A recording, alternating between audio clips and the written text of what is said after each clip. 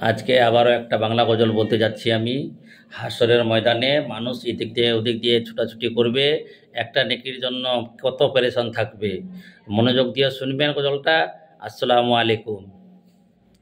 কঠিন হাসর দিনেতে নফসি নফসি করতে রবে, বিশ্ব নবী সেদিন শুধু মোদের তোরে কাঁদিবে। ইয়া রাসূলুল্লাহ, ইয়া হাবিবাল্লাহ, ইয়া রাসূলুল্লাহ, ইয়া হাবিবাল্লাহ। কঠিন হাসর দিনেতে নফসি নফসি করতে রবে, বিশ্ব নবী সেদিন শুধু মোদের তোরে কাঁদিবে। ইয়া রাসূলুল্লাহ, ইয়া হাবিবাল্লাহ, ইয়া রাসূলুল্লাহ, ইয়া হাবিবাল্লাহ। সূর্য আসবে মাথার কাছে, মাটি পুড়ে তামা হবে, উপর দিকে তাকিয়ে সবাই নফসি নফসি করতে রবে। ঘামে ঘামে কাটবে সাতার, মাথার ঘেনু পড়বে গলে। ইয়া রাসূলুল্লাহ, ইয়া হাবিবাল্লাহ, ইয়া রাসূলুল্লাহ, ইয়া হাবিবাল্লাহ। একটি নেকি পাওয়ার তরে মায়ের কাছে যাবে ছুটে, দাও না মাগো একটি নেকি, নইলে যাব ধরা পড়ে।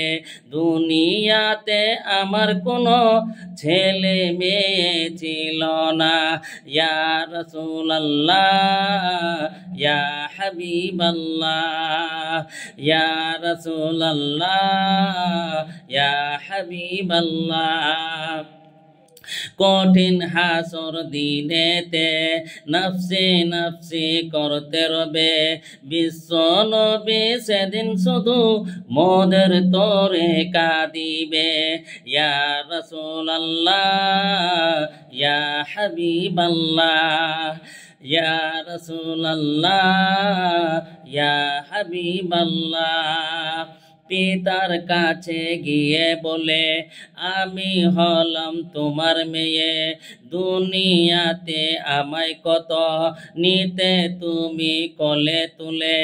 একটি নেকি দাও না আমায়, নইলে জাহান্নামে দিবে ফেলে। ইয়া রাসূলুল্লাহ, ইয়া হাবিবাল্লাহ, ইয়া রাসূলুল্লাহ, ইয়া হাবিবাল্লাহ। কঠিন হাসর দিনেতে নফসি নফসি করতে রবে, বিশ্ব নবী সেদিন শুধু মোদের তোরে কাঁদিবে। ইয়া রাসূলুল্লাহ, ইয়া হাবিবাল্লাহ, ইয়া রাসূলুল্লাহ, ইয়া হাবিবাল্লাহ।